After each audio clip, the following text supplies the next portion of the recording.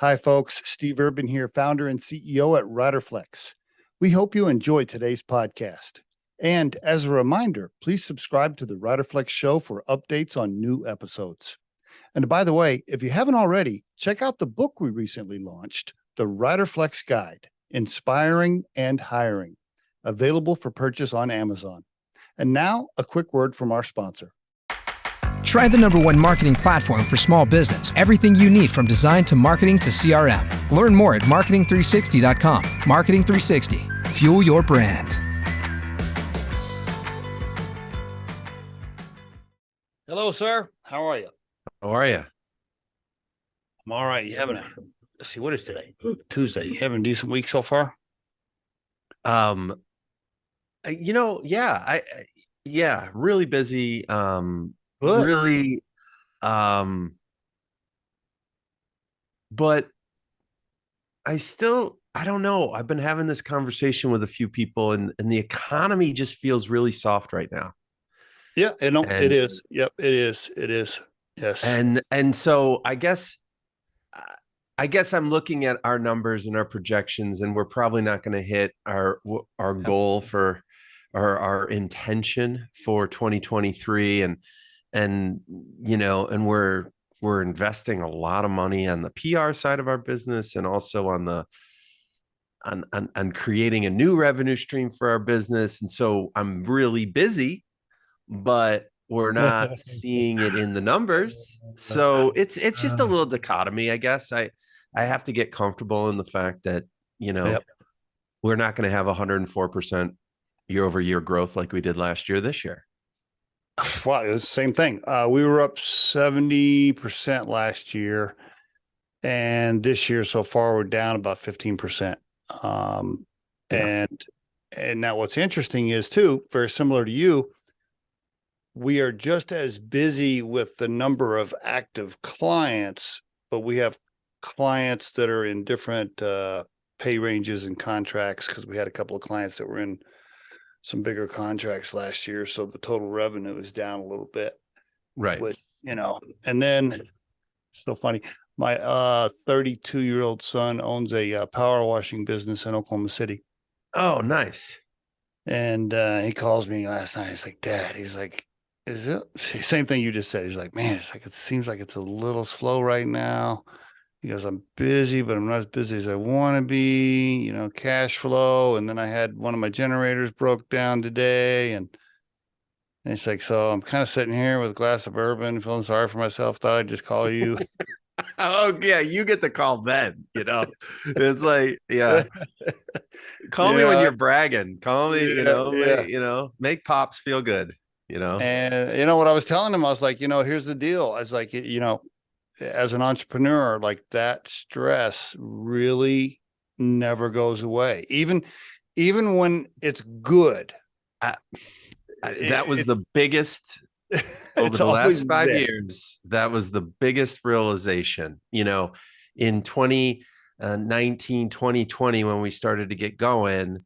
I knew it was going to be stressful, but then in 2021 and 2022, when we were seeing this explosive growth and the numbers to go along with it, and there was nothing wrong, there still was that stress. It's just ever, you just feel like it can go away at any moment. Yeah, it's always like that as an entrepreneur. And any, Kim can probably clip this in. My wife does production on the podcast, so she can probably just add this in as we're talking. She'll just find a good entry point. But it's always, you're right, man. I didn't mean to interrupt. I didn't cut you off right there, but it's just kind of always there. You never can fully relax. You never can, because anything could happen. Even if you're having a good year, anything could happen. Especially when you're in the service business, you lose a couple of big clients, whatever. I mean, who knows? Man, making sure that you're diversified and a client is not sucking or taking 15 or 20% of your business, because that loss can just really decimate a year. And we're probably going to be losing a couple of our larger clients, and it just, what that does to the bottom line, it just happens. And then it takes more to gain that back, because you're going to be piecing other clients together to Right. get to where you were. It's so true. This is a good conversation. I had a buddy of mine call me a couple of days ago. He owns a boutique apparel retail store. He's got like 3 of them. Kind of a women's boutique apparel shop, a little specialty boutique shop down. Right. They're all in Florida and the beach towns down in Florida. So, little tourists go in and buy. And, $1 million stores, and they kick off a couple 100,000 worth of profit. If things are going fine. And, so neat little, nice little business. Right.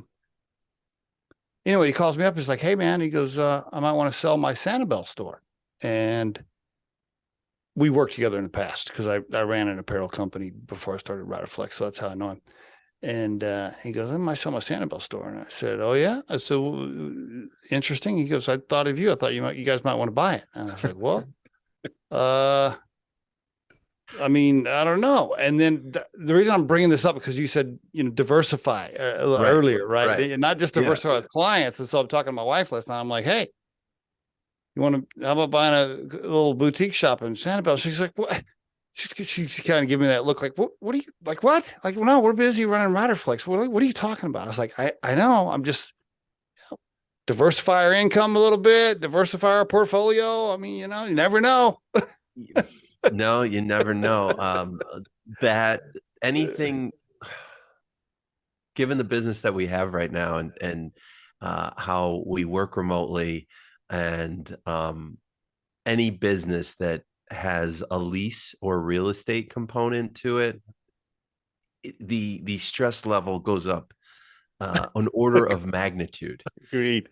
When you have that hanging over your head, especially with a town like Sanibel where which was just wiped out through.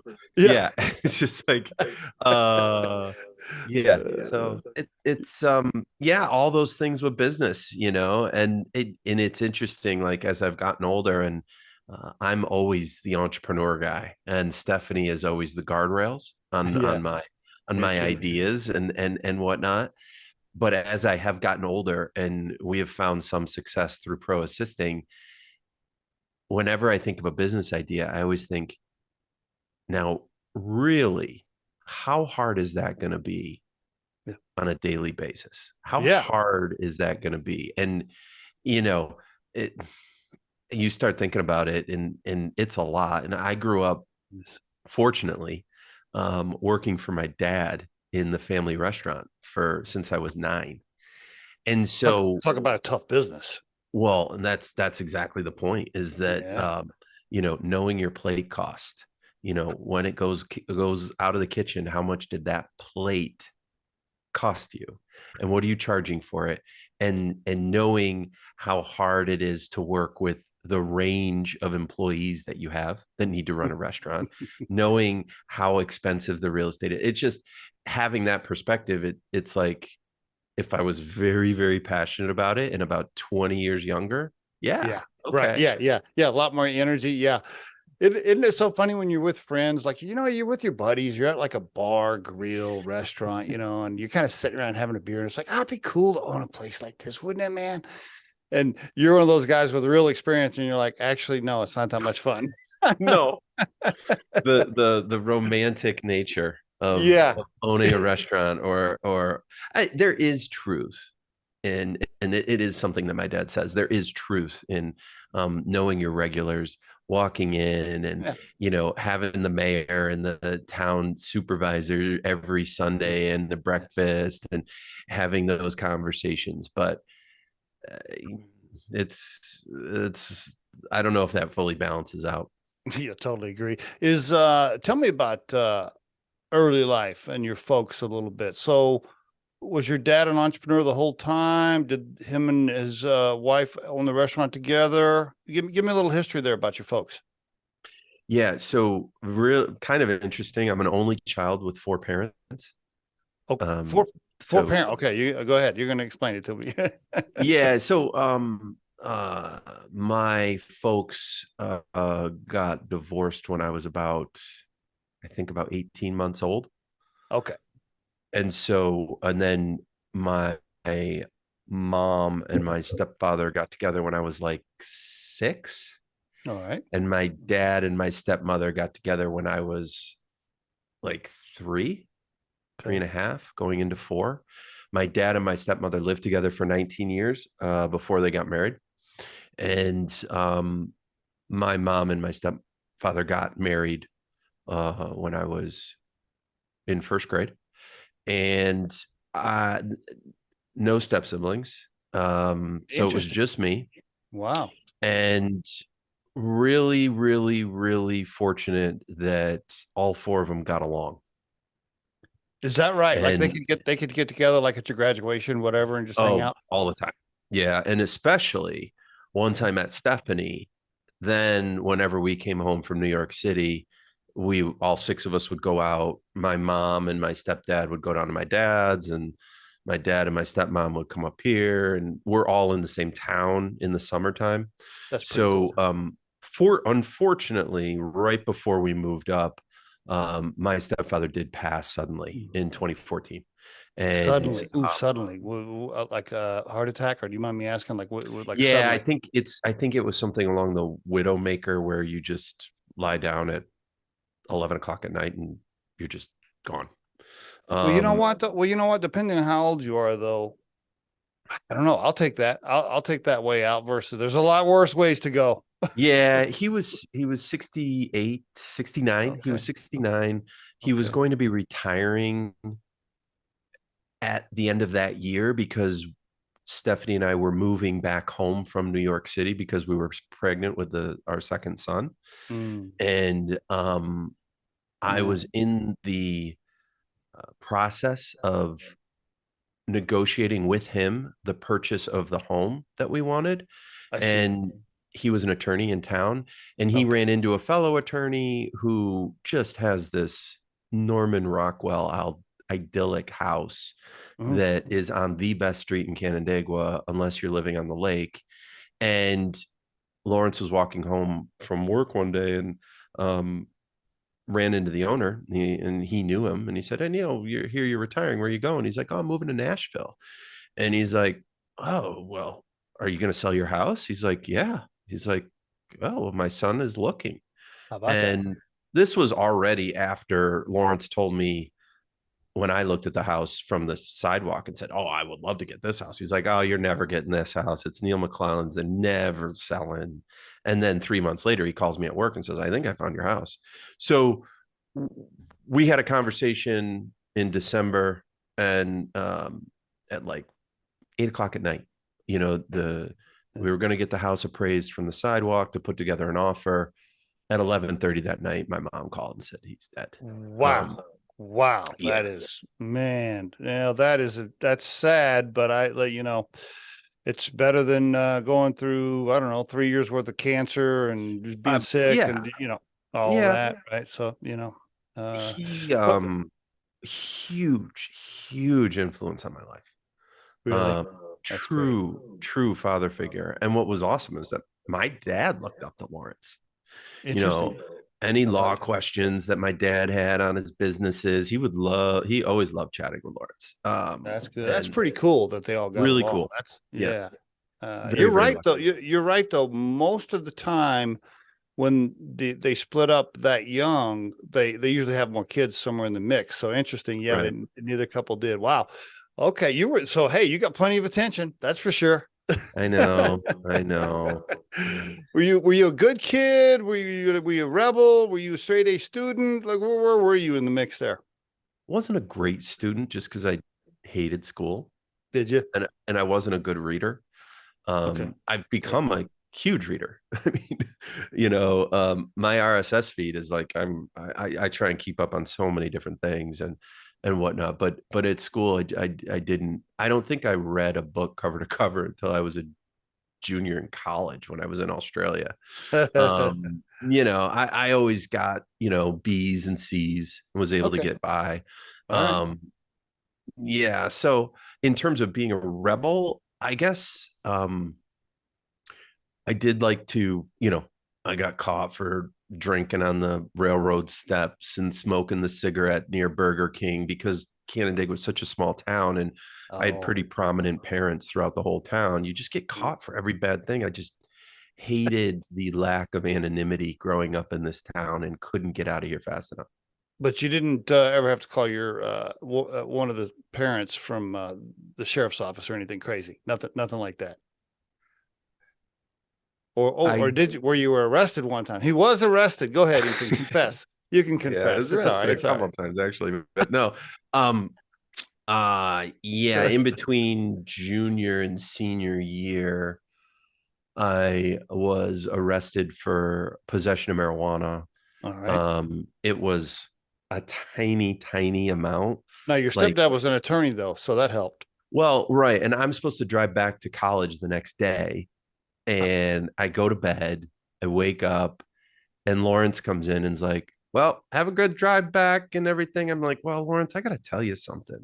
He's like, I kind of got arrested for possession of marijuana last night. He's like, really? How'd you get out? What? How'd you get out? No.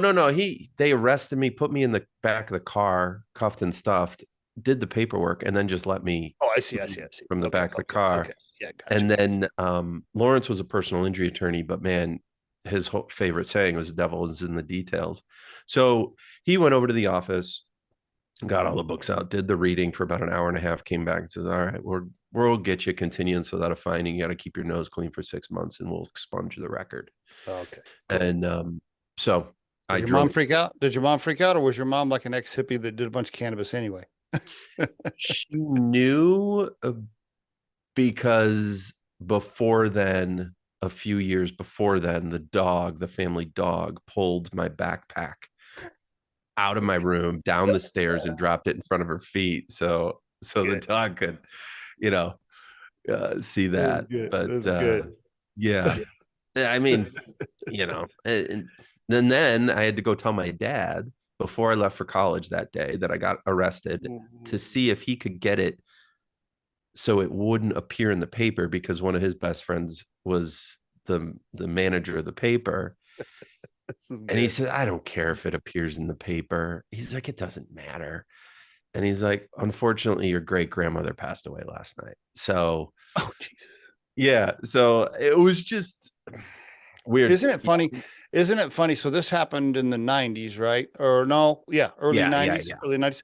Isn't it funny to sit here and tell those stories now, knowing that cannabis is pretty prominent openly and legally, like across the country? Isn't it crazy to have these stories? Yeah, I'm surprised I'm sharing this on a podcast right now. That's going to be in front of a lot of people. And, it's amazing what people confess to.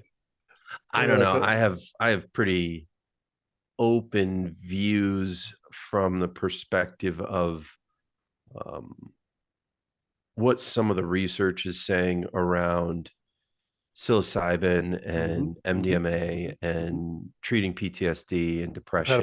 I've had a bunch of those guys on the podcast. Yep. Yeah. And it's really amazing. And also from a cannabis perspective, you'd much rather have a heroin addict leverage cannabis to satiate a need, if you will, to help them get off of the hard stuff.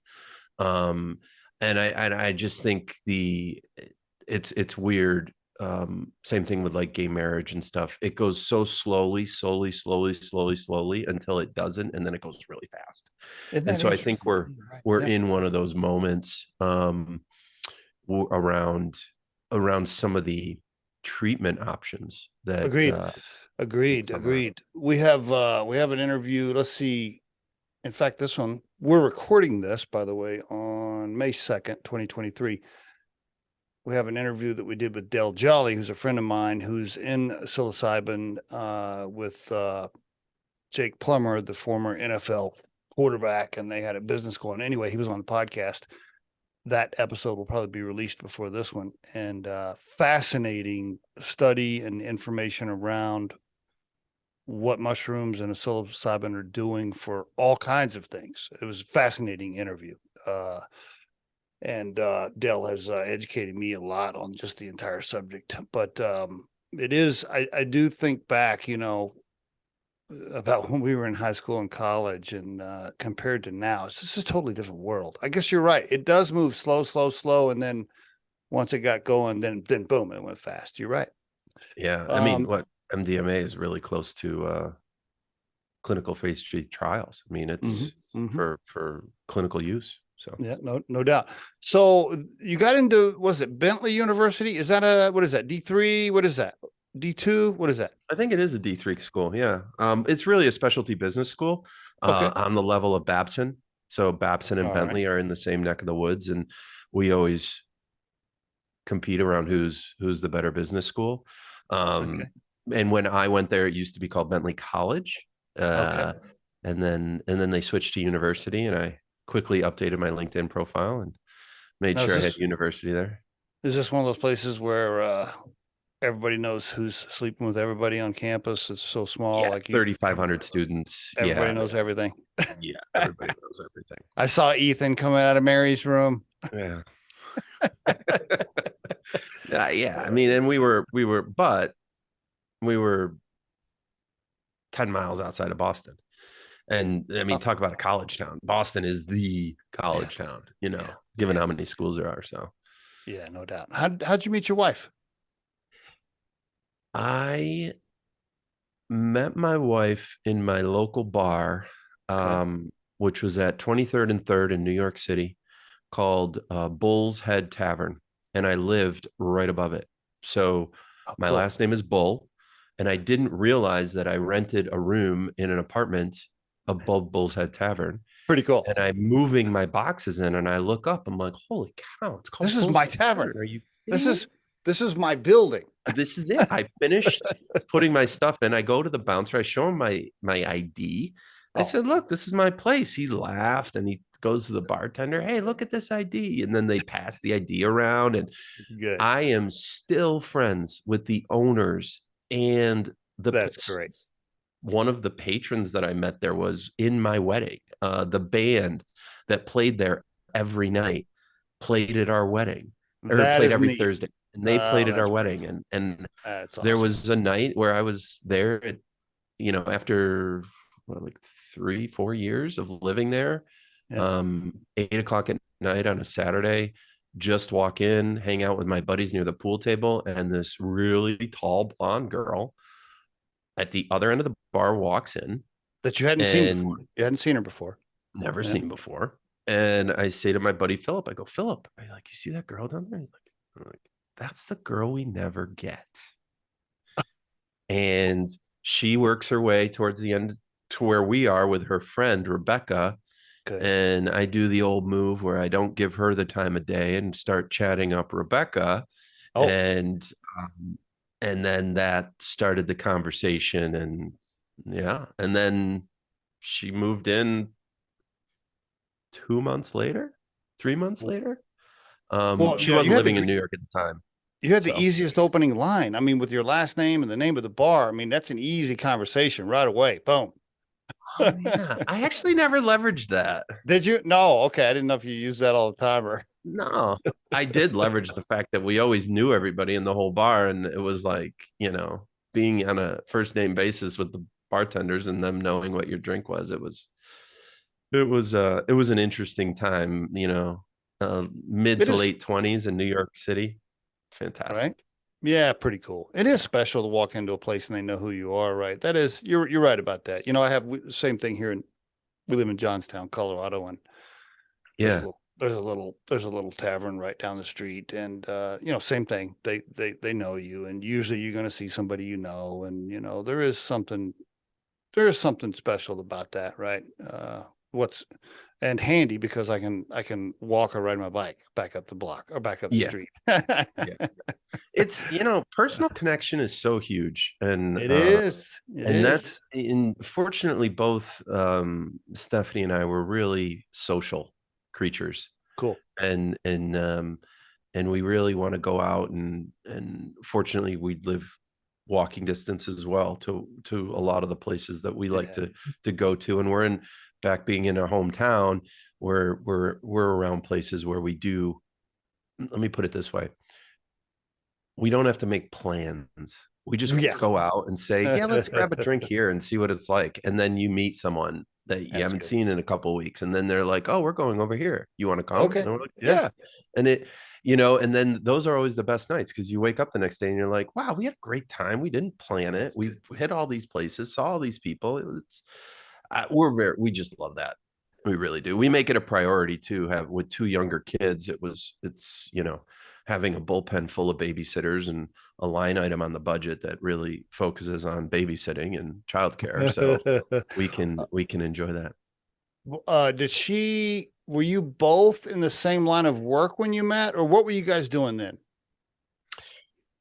So she was living in New Hampshire with her folks after living in DC, and she was working for Fidelity as like a customer service representative.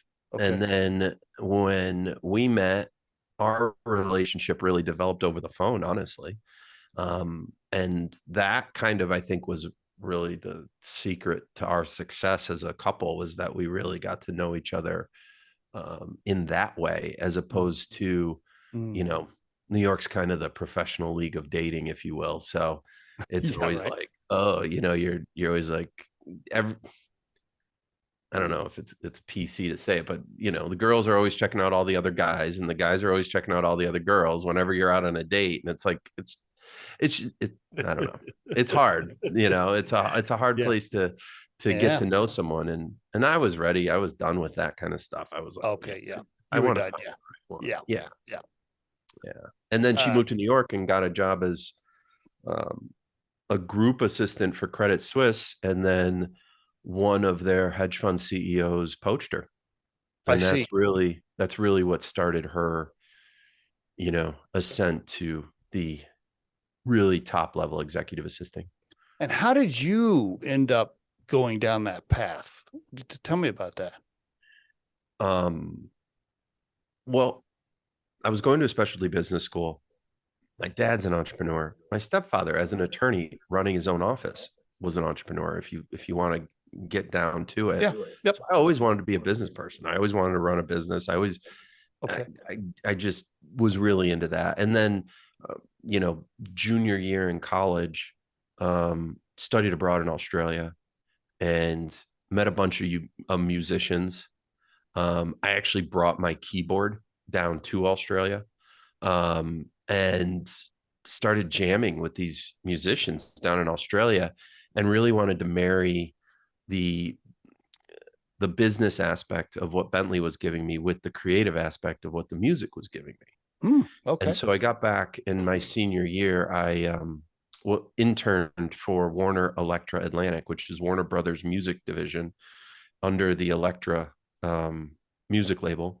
How did you get that internship? Somebody's going to want to know. How did you even get that meeting, my friend? I've always been good at getting phone numbers, picking up the phone and making phone calls. All right. Good for you. Hustle.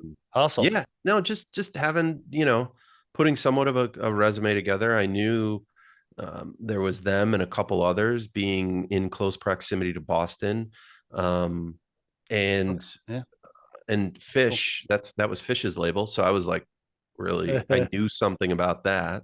Yeah. So, you know, and then through that work, I, at the end of my senior year, heard of a film that was getting ready to shoot in New York City. And through the Warner Brother label. I see. And I called up that production coordinator and said, I'm working for Warner Brothers on the music side. Do you have anything open? And she said, well, yeah, why don't you come down and interview for there? I actually think we just interviewed over the phone. And she said, yeah, I'll hire you as a production assistant. And so I had a place to live because my uncle was in New York City and had a 1-bedroom as his office that he allowed me to split the rent with him on. And it was rent controlled. So it was only $300 a month on the Upper West Side in the 80s, which is unheard of. Yeah, it's crazy. And went down and worked for free on Addicted to Love, which is the movie directed by Griffin Dunn with Meg Ryan and Matthew Broderick. And my first day I rode up the elevator with Meg Ryan, and I was totally starstruck because I didn't even know she was in the movie. I didn't know who was the movie or what or anything. Oh, And she just you and handled her? it. Just you and Yeah, her? just me and her. And I was like, Miss Ryan, I'm just totally I didn't know. Are you on this movie? Addicted to Love? Is this? And she's like, oh, what are you doing? And then I said, this is my first day in New York City. I just graduated. Da, da, da. And she totally brought me down to her level, just was like so sweet. And Oh, I that's saw pretty her cool. every day for the next 4 months. How about that? Getting her steamed broccoli and chicken for lunch and all the things. But Uh, really, the assistant position, whether you're talking about a production assistant or an executive assistant on a desk for an agent or for a creative director, that really is the apprentice seat for about 60 to 80% of the successful Hollywood people out Great there. point. That's And it's a good reminder. Yes, that's that's correct. Yep. really the only place that you see an equal portion, or even sometimes even more men assistants than you see women. And you see a Mm, lot of mm, mm, JDs and MBAs from Yale, Princeton, and Harvard in those mm. seats, Gotcha. um, trying to make a name for themselves, find a great property, connect with a piece of some talent, and work your way up. And So was that your plan at the time? Were you what were you thinking at the time? I'm going to kind of turn this into being a producer, or what were you thinking? kind of taking the same philosophy I did around the music and saying, look, let me just see what this movie's like, Addicted to Love. And fortunately, I was able to spend some time on set. And I became really interested in the relationship between the director and the actors while they Okay. were shooting scenes. Okay. Seriously, though, watching a movie shoot is like watching paint dry. It can be one of the most boring things you've ever seen, or lack thereof, because you don't think anything's happening, but in actuality, a lot is happening. Mm. But I got really interested in that relationship. And then for my graduation present, my mom and my stepfather gave me a year of acting lessons at the Lee Oh, Strasberg Theater Institute. oh, all right. So I immersed myself in that. I did musical theater. I tried out Can for you sing? Rent. You can sing and Yeah, play instruments. You can yeah, do both. yeah, yeah. All right, And cool. so it was yeah, just that combined with then working on independent pictures as a best boy dolly grip on independent pictures, and then on studio pictures I did work as a um, production secretary and an assistant production coordinator on a number of films. And I also assisted in Nastasia Kinski when she was in New York City for while we were shooting Town and Country. Mm. Rode a limo with Warren Beatty because of her, Mm. which was interesting. That was 20 minutes of my life that I'll never forget. And then from there, I moved again back into the business side, pushing a mail cart at William Morris, the oldest talent agency in the world. Represented Charlie Chaplin and whatnot. Mhm. Now is it's Endeavor William Morris Agency, and so yeah, pushed a mail cart. Actually, during that time, I raised some money. I put a script together, went home, shot a short film on a week of vacation. Really? And yeah, and then when I get back, I get in trouble at work because I'm in the agent trainee program. And they're like, you can't be a filmmaker. You're an agent trainee. They're like, what do you? What is that in my I'm like, contract? Or what is that in my yeah, employment agreement? Or no. what are you So talking about? yeah. So what they did was they moved me to the music department, and I was East Coast music coordinator for about a year and a half, where I counted ticket sales for all of our guests east of the Mississippi to manage marketing spend Okay. and what that looked like. And then I actually heard of a role as being second assistant to the chairman of USA Films, and that was a dream. Always assisting the chairman of a studio And I was able to land that. And I was there for about 9 months, 10 months while we were shooting the movie Traffic, Okay. which was directed by Steven Soderbergh. And then I got let go because Barry Diller told Scott Greenstein, his chairman at that studio, that he had to cut 60% of overhead, and Scott couldn't justify having a second assistant. Okay. So I got let go, and that kind of was my transition into advertising, working as an executive assistant. And that allowed me to pay the bills while I continued to write scripts, shoot some short film stuff, and chase that dream, chase that dream. Are these short films I can find on YouTube? Where can I find these films? No. This is all pre-YouTube. Okay. I was going to put the links in the podcast when we launch it. Yeah, no, some of those aren't. I did write and create a graphic novel and have it published. So that's called World War Hack. And that is still on Amazon, and you can still get it digitally on Apple and Amazon. All right. All right. Yeah, I tried to, wrote the script for that as well and worked with a named producer. We put a lot of effort and time into it, but just couldn't get it over the finish line. And and that was. So your career as an EA, I guess, as an executive assistant was progressing while you were trying some things on the side. It was all kind of moving along. Okay.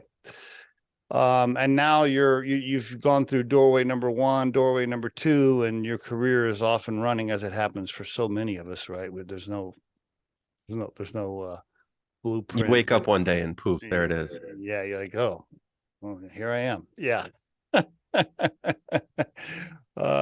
So your career really then starts taking off as an EA. You start getting big jobs. What was the biggest before you started your own thing? What was the biggest position you had, so to speak, working for somebody else? It's interesting. I worked for Deutsch, the ad agency in New York, for 13 years. Mm-hmm. And that was, it was an amazing experience. I mean, I had just some really, really amazing bosses. Super, super smart people, very driven. But it really wasn't until we moved back to Canandaigua, which is right near Rochester, New York, that I ended up landing a role assisting the CEO of the second largest employer in Rochester, which is Rochester Regional Health. And, it's a nonprofit healthcare network with $2 billion in revenue, 16,000 employees. And I was also director of admin services. So I oversaw a team of about 80 assistants, and we supported about 250 executives throughout the network. Yeah, that's a big role. That's a huge job. Yeah, huge job. Okay, very good. But that only lasted 2 years though, right? What happened? Or what did you decide to do there? I got let go.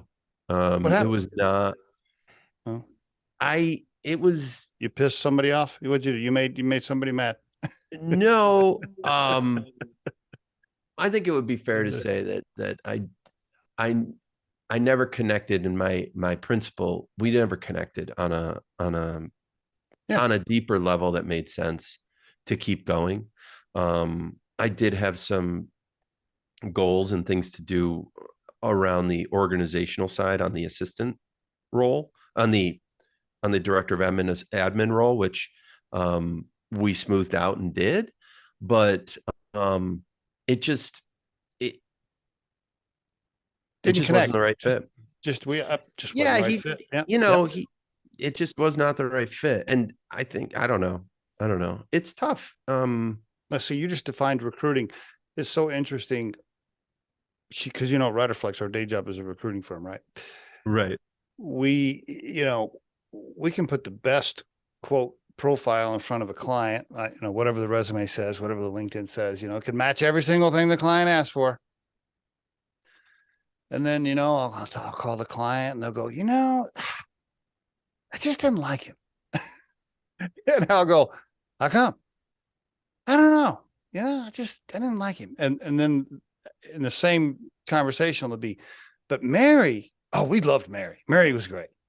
And I'll go, Oh yeah? How come? I don't know. Everybody just kind of liked her. I mean, my point is the human nature of it, right? The human element, right? People either connect or they don't. I don't give a shit what it says on paper. When you meet somebody, you're either going to like them or you're not going to. There's going to be a chemistry or there's not going to be one, right? I mean, it happens so often. Yeah. I guess also, I mean, that CEO was in the seat for a year, and at the end of that year, he just cleaned house on the assistant side of the C-suite and totally shook up the whole thing because Maybe there was some other there agenda was in there. there was a lot of lip service to I really want to provide better service. I want to provide, I really want to raise the level of what we're doing here and whatnot. And that's why I really appealed to him, because I did the same thing at Deutsch with 12 assistants. And I see.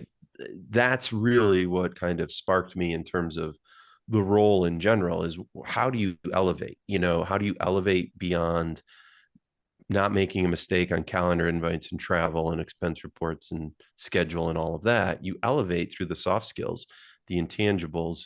And I turned a lot to, the hospitality aspect of what I learned as a 9-year-old in my dad's restaurant, and how those intangibles, and Stephanie and I talked about it a lot because she was assisting guys in their 40s worth hundreds of millions of dollars, as well as the CEO of J. Crew was worth billions. Yeah. And what's the difference between an assistant making $85,000 a year, never makes a mistake on the calendar, on the contacts, or anything?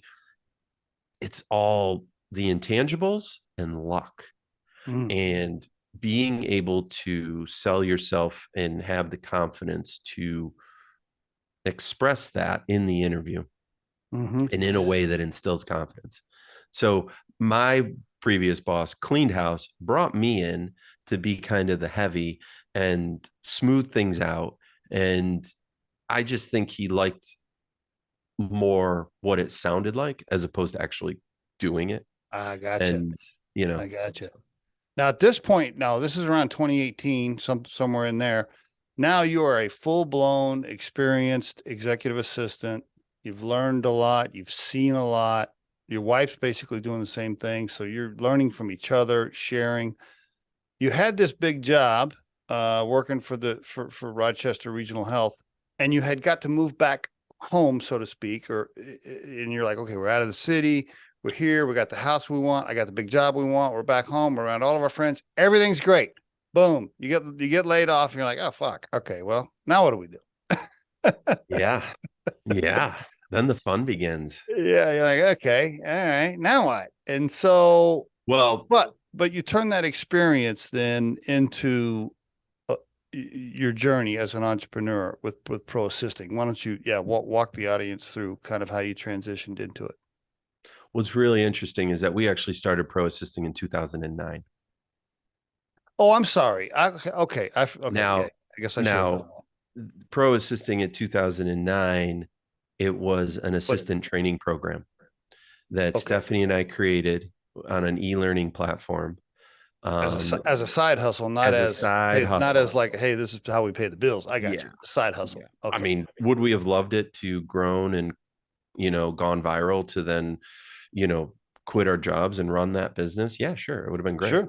Yeah, but it didn't happen. We were profitable. We were making about 20 grand a year, doing nothing. 20, it was just people were consuming the training, and every now and then I'd get on a phone call or answer an email or a message board comment about how to ask for a raise or how to deal with an interpersonal issue or whatnot. Yeah, and 20 grand a year extra cash. That doesn't hurt. Doesn't hurt at all. And it was a huge learning experience. I mean, email marketing and content marketing and leveraging your expertise and making, providing that to other people and using the internet as a distribution channel. I mean, really 2007, 8, 9, 10, that was the sweet spot. I mean, for a lot of companies. So that was still running at the end of January 2018. I get let go totally out of the blue. Um, the one thing my former boss, he did right, and he gave me a tremendous severance package, Right. and got my bonus, and made sure that I got through to 2 years, having 2 years in a role and all of that. So I do give him credit for that. And the next day we start calling ad agencies to pivot the business, Right. because in 2017, a friend of ours reached out from New York City and said, hey, she reached out to Stephanie and said, hey, I got this consultant client who consults Fortune 100 companies, travels the world. She has a really high level and she needs support. She doesn't care where you are and doesn't want full time. And she wants someone who's really good, who she feels comfortable serving as the face of her consultancy. And you said, yes. Stephanie did. Stephanie did. Okay. And yeah, she's like, yeah, sure. And we were researching, like, what do we charge and what does this look like and what's virtual assisting, and starting our deep dive on that stuff. And yeah, she became our first client without us even knowing it. We ran it through ProAssisting before we had pivoted. And so it got the wheels turning in the middle of 2017 of what is this virtual assistant space like. Has technology really caught up to the point where we can do what we do at the high level that we've been doing it at for principals? Can we do that for clients? You can do a lot of it. You can do a lot of it. Yeah. And we really feel like we can do 95, 98% of it. And for that other percentage that we can't do, we can use TaskRabbit, or we can use a messenger service, or we can hire a handyman, or we can, hey, the name of the game being an assistant is being resourceful and figuring things out. And so that really got our wheels turning. And so getting let go was a blessing in disguise. It was the push out of the nest that you need. It was a burn the boats kind of situation where there's no going back. And frankly, the reason it was a burn the boats moment was it was extremely lucky for me to land that role at Rochester Regional Health to begin with, because there's basically 5 seats in Rochester that are commensurate with mine or Stephanie's experience. Gotcha. Both on an experience level and a compensation level. And then when I got let go, called the ad agency, the next day I had an interview with one of the largest, probably the largest virtual assistant firm in the country. And they're like, Ethan, this is great. You got the resume. We really want to partner with you. We can get going really quickly. You'll be an independent contractor. We'll partner you with about 8 to 15 clients a month, and we'll pay you $18 an hour. When can you start? And that's where we started to take that, look at all the other companies and say, they all run like this. This is it. Or you can go overseas and pay $5 an hour. And that's where we saw a gap that we wanted to fill. And that's where ProAssisting sits. Very good. There's so many little learning lessons in there for the listeners. Getting a little side hustle going while things are good. Yeah. If you have time, it's not a bad idea to kind of diversify. Like, I got this little thing going over here. That's never a bad idea. If you lose your job or you get laid off or whatever, if you have a severance or unemployment or whatever, and maybe some savings, all three kind of in this little pile, and you can take that money to, as you said, burn the boats and quote, go for it. That's your moment. And why not go for it? Because if it doesn't work out, you can always just go get another regular job, right? I mean, it's not like life's over if it doesn't work out, but that's a great time to try it. I always tell people that when they call me as a recruiter, they're like, oh, just got laid off. I really need to find a job right away, but I've always wanted to start my own thing. And I'm like, bro, what? No, now's the time to try to start your own thing. Now, do it now, before you find another job, because as soon as you find another job, you're just going to end up right back in the little hamster wheel in the rat race, and you're just doing, and then another 5 years goes by. So anyway, yeah, it was a blessing that it happened for you, I think. I mean, why not? And it's working out. Now is probably a good time, by the way, to give the listeners kind of the ProAssisting elevator pitch. Ethan, go for it as it stands. What do you think? Okay. As I said, we saw a gap between where a virtual assistant service usually ends and where a full-time employee as an executive assistant would begin. Mm-hmm. We view the executive assistant role as being a business partner, a chief of staff, project manager, an assistant. One more time. We view the role as what? You cut out on me a little bit. I want to make sure we get that in there. Sure. We view the role as being a business partner, a chief of staff, a project manager, an assistant / scheduler, and a personal assistant. Okay. Am I still cutting out? No, you got it. I got it. Yeah, great. All right. Okay. And it's kind of, we're a chameleon. We're really going to fit the needs of the principal and be able to kind of be that Swiss Army knife and that single point of contact for a principal to deal with, to handle any and all aspects of their life, both personal, business, community, philanthropy, all of it. Okay. Now, what makes us different is that we limit the number of clients that our assistants partner with to 3. And what we found throughout our careers is that 3-to-1 executive to assistant ratio is really when you can provide that feeling of full service support while still managing and juggling 3 different individuals. Unless you're the EA for the CEO of Google, then that's probably your only job, I guess. Right. And then you have a second and a third assistant that back you up. Absolutely. Gotcha. Okay. When Stephanie worked for Mickey Drexler at J. Crew, he had 8 assistants. Wow. Yeah. So the other thing that we do is that we don't charge by the hour. We charge a flat retainer rate for 1/3 the resources of one of our assistants. Okay. We charge $3,000 for 1/3 the resources.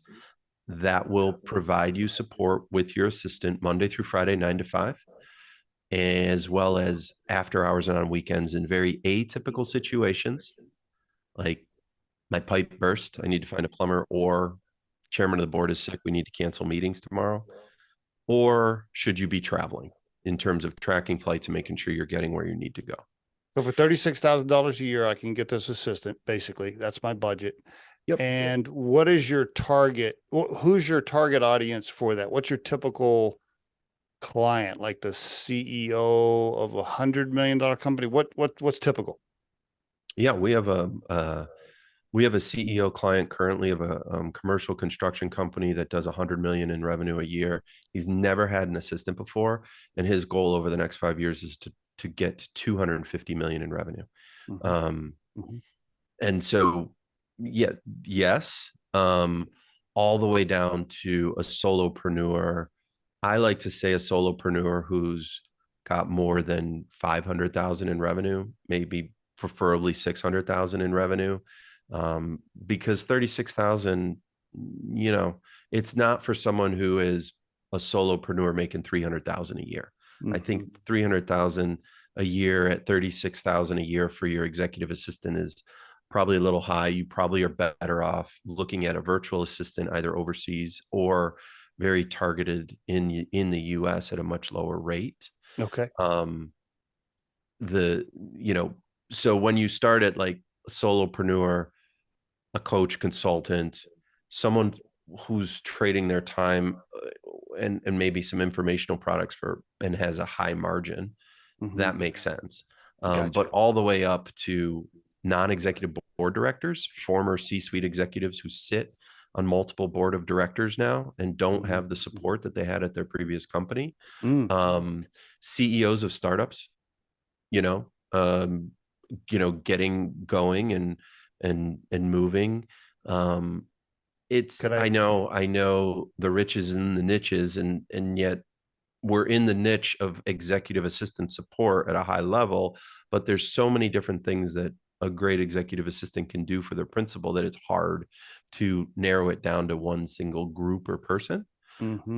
It's just someone who wants that high level support, someone who is partnered with an assistant who has the hard experience on their resume combined with the soft skills and the interpersonal skills and the high touch hospitality mindset that could command them six figures in major metropolitan areas. Are you flexible with what if I want Mary all to myself? No. 9,000 a month. I see. Okay, because you said the assistants can have up to 3. I got you. All right. So there is flexibility there. You can pay more to get. Yeah, about 70% of our clients stay at that $3,000 1/3 resource. About 28% are at that $6,000 2/3 resource, and then about 2% are at full resource, which some of them I've advised against, but they still don't want to hire an employee. And they want to go that route. Month to month, no long-term agreement. The most important thing, given that Stephanie and I are career executive assistants, I'm still working 2 clients. She's still working 2 clients. Okay. In addition to our 50 other clients and 25 assistants. Most important part is on the retainer, we pass 80% to our assistants. So wow, how about that? All right. They are making they're being compensated commensurate with their experience, and that is unheard of in the space. And so basically we look at ourselves as agents. We get our 20% cut, and what it creates though is really interesting. It's a symbiotic relationship, meaning that the assistant knows that the client can leave at any point. And so it's incumbent on the assistant to provide that high level of service, hospitality, and support to keep that client and show their value and be a part of the team. Yep. Same for my business on the recruiter side. Yeah. Same thing. Right. Yep. And then so they're 1099 then, that your assistants are 1099 for you. Correct. Okay. Right. And then you are a vendor to your client, basically. Correct. Yeah. Okay. And we guide our assistants to create an LLC. We also provide errors and omission insurance and criminal liability over our assistants. Nice. Okay. And we do everything we can to put our clients at ease around sensitive personal information that always crosses the desk of an executive assistant. And it's just something we do. It's kind of like attorney-client privilege, hypocritic oath, that kind of thing. Very good. Are your prices pretty competitive versus your competition, or are you middle of the road? Are you below average? Are you high end? Where are you? I think if you really break it down, we're on the higher end, but we're definitely in the ballpark. I mean, I look at it this way: $36,000 to have a year to have access to an executive assistant who could command 6 figures in New York City is a fantastic deal. Agreed. The bandwidth you're going to get, the support you're going to get, the laser focus on you because you're only sharing them with 2 other clients. You can pick up the phone at 2:38 on a random Wednesday, and 8 times out of 10 they're going to answer. And if they don't answer, they're going to be back to you in 15 minutes. And if they are on the phone with another client, they'll be back to you within the hour. That turnaround time is really what can separate what a virtual assistant company can provide and where we sit.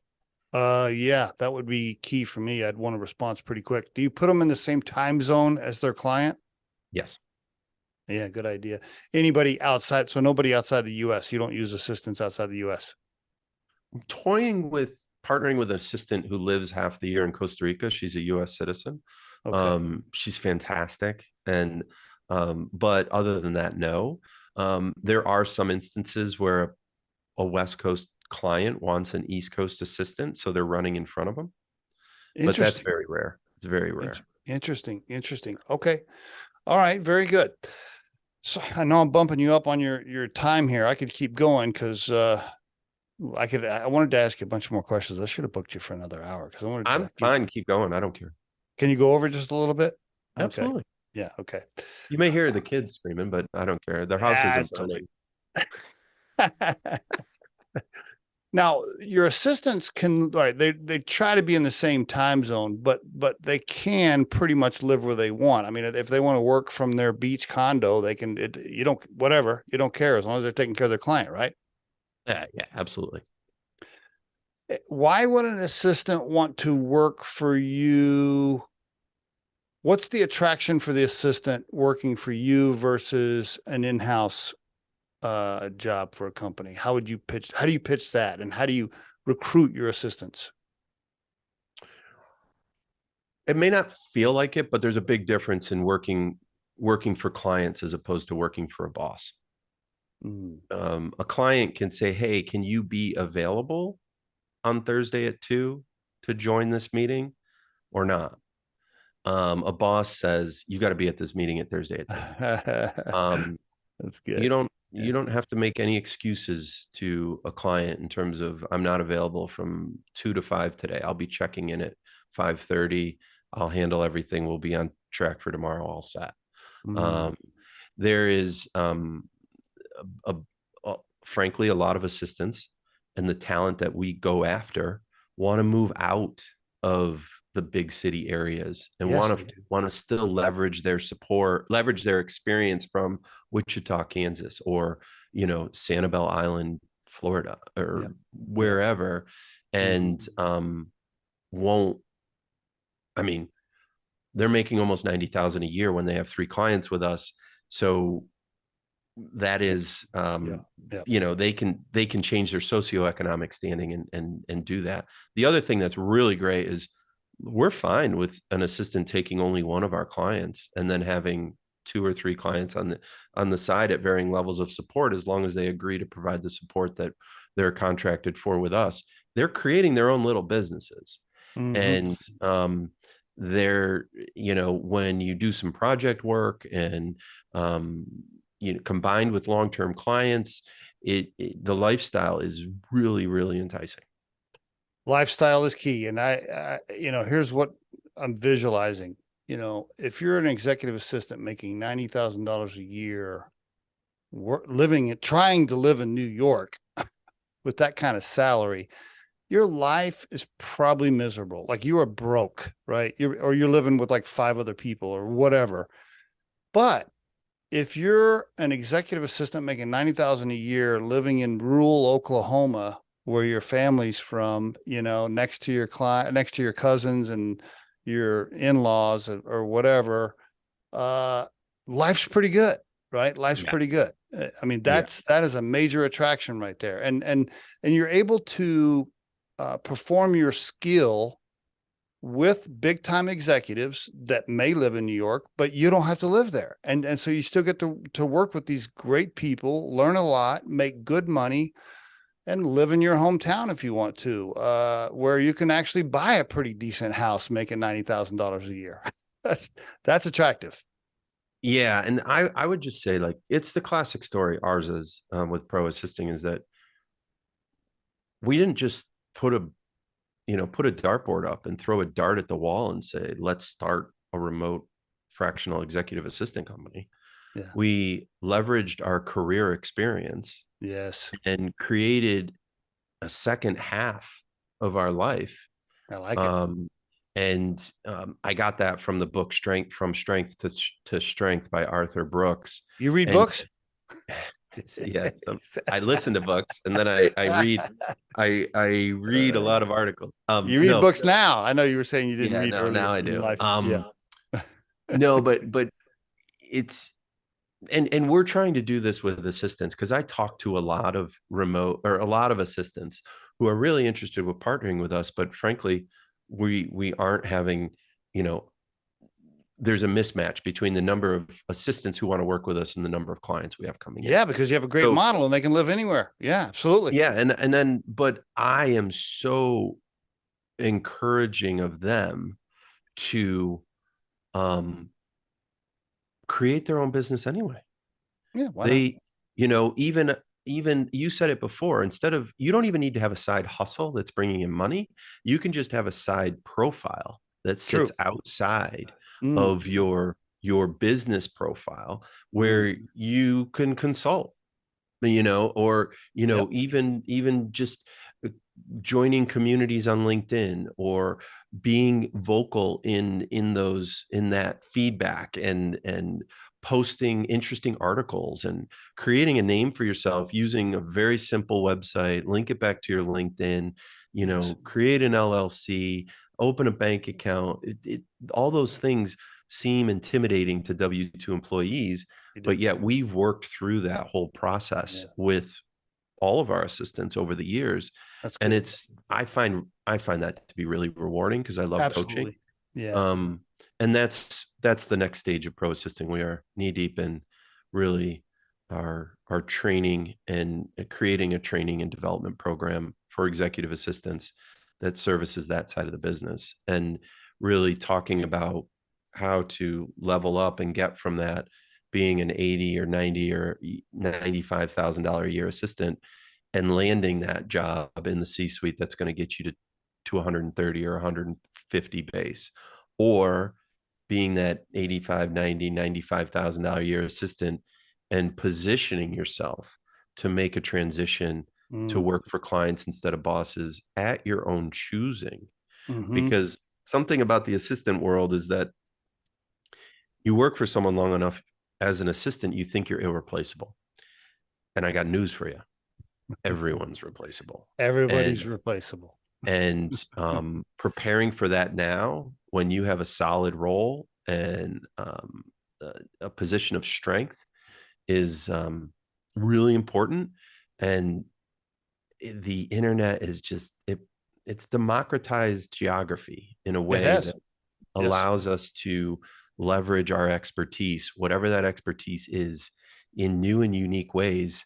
And, I was just talking to an assistant the other day, and they live in this coastal beach town that is, really, it's really nice, and ton of Airbnbs. And I'm like, you're an executive assistant, manage Airbnbs. It's the Yep. same job. It's the exact same job. Just you could do that. Like, Absolutely.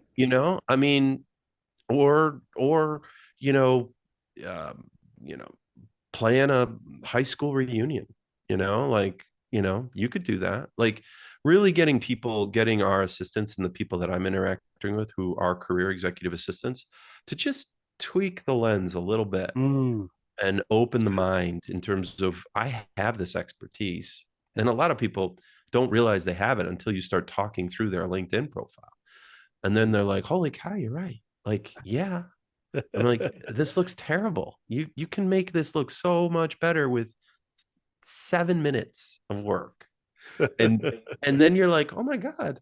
And then watching their confidence grow, and then whether they land the bigger job or they're prepared to break out on their own, that's kind of where pro assisting is heading, in combination with supporting clients, which Gotcha. is the business that, 7-figure business after 5 years. We're thrilled.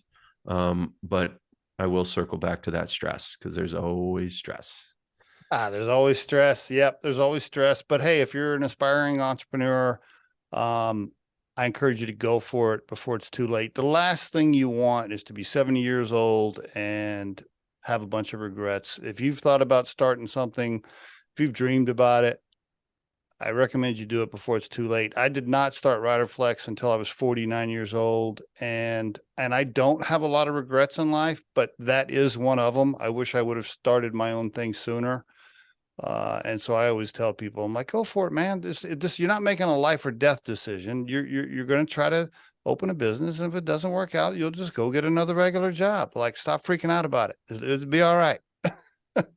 I love the fact that you're telling that to potential candidates coming your way, and you're talking yourself out of a great candidate. I know, It right? I says a know. lot about you. But, That says a but lot about you. so many, the vast majority of people, right, just want to be employees, and that's cool. I mean, Yes. hey, if you want Yes. to just work for somebody, come home, go to your kid's softball game, have dinner with your spouse, watch your little TV show, and get up the next morning and do it. Hey, great. Good for you, man. If that's what makes you Absolutely. happy, great. That's cool. I don't want to, but there are some people that just have the bug. I call it the entrepreneurial bug, and it's just eating away at them, but they don't do anything with it. ProAssisting.com. Do you want to mention the 29-hour work day, or what else do you want to, Yeah, sure. you want to call out, man? Call it out. Well, no, Anything I right mean, now. look, if any of your listeners, are thinking about, support, or we've had great success at taking people who have leveraged virtual assistants in their business, but it just aren't getting to that level that they really know is out there and possible. We could be a good option. Okay. I'm like you though. I'm okay saying no to a potential client when it's not the right fit, and happy to point them in other directions that I know is right for them. Okay. We're looking for long-term relationships, even though we are month to month. My wife and I did write a book. It came out last year. The audio version just dropped. Cool. It's called The 29-Hour Workday, a high performer's guide to leveraging your EA.